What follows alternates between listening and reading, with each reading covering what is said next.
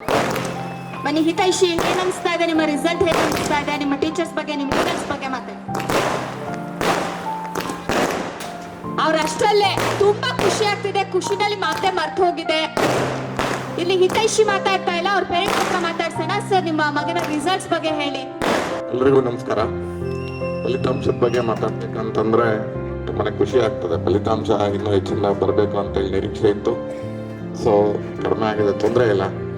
ಇನ್ನು ಮುಂದೆ ಬರ್ತಕ್ಕಂಥ ಸ್ಪರ್ಧಾತ್ಮಕ ಪರೀಕ್ಷೆಗಳನ್ನ ಉತ್ತಮವಾಗಿ ಮಾಡಲಿ ಅಂತೇಳಿ ಹಾರೈಸ್ತಾ, ಹಾಗೇನೆ ವಿಶೇಷ ಅಂತಂದ್ರೆ ಸಹಜವಾಗಿ ಯಾವುದಾದ್ರೂ ಒಂದು ಉದ್ಯಮ ಮತ್ತೆ ಒಂದು ಕಾಲೇಜು ಶಿಕ್ಷಣ ಸಂಸ್ಥೆಗಳನ್ನ ಪ್ರಾರಂಭ ಮಾಡಬೇಕು ಅಂತಂದ್ರೆ ಅದರದ್ದೇ ಆದಂಥ ಚಾಲೆಂಜ್ ಇರ್ತದೆ.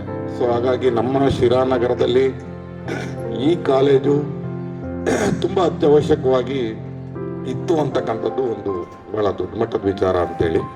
ಹಾಗೇನೆ ಯಾವುದೇ ಒಂದು ಶಿಕ್ಷಣಕ್ಕೆ ಮತ್ತೆ ಜೀವನಕ್ಕೆ ಪ್ರತಿಸ್ಪರ್ಧಿಗಳು ಇಲ್ಲ ಅಂತಂದ್ರೆ ಅದಕ್ಕೆ ಯಾವುದೇ ರೀತಿಯಾದಂತಹ ಜೀವನದ ಗುರಿಗಳಿಗೆ ಮಾನ್ಯತೆ ಇರೋದಿಲ್ಲ. ಒಂದಷ್ಟು ಯಾವುದೇ ಅದಕ್ಕೆ ಒಂದು ಗುಡ್ ಸಾಧನೆಗಳಿಗೆ ಪೈಪೋಟಿ ಇಲ್ಲ ಅಂತಂದ್ರೆ ವ್ಯರ್ಥನೆ ಅಂತೇಳಿ.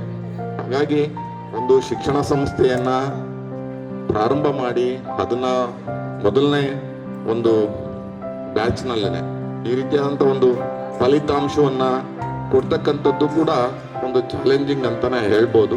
ಕಾಲೇಜ್ ಇನ್ನೂ ಕೂಡ ಉತ್ತಮ ಮಟ್ಟದಲ್ಲಿ ಬೆಳೀಲಿ ಅಂತೇಳಿ ನಾನು ಕೂಡ ಮನಸ್ಫೂರ್ತಿಯಾಗಿ ಆಶಿಸ್ತಾ, ಅವರ ಶ್ರಮಕ್ಕೆ ಪ್ರತಿಫಲ ಸಿಕ್ಕಿದೆ, ಇನ್ನೂ ಹೆಚ್ಚಿನದಾಗಿ ಮುಂದಿನ ದಿನಗಳಲ್ಲಿ ಸಿಗ್ಲಿ ಅಂತ ತುಂಬ ಹೃದಯದಿಂದ ಹಾರೈಸ್ತಾ ಇದ್ದೀನಿ.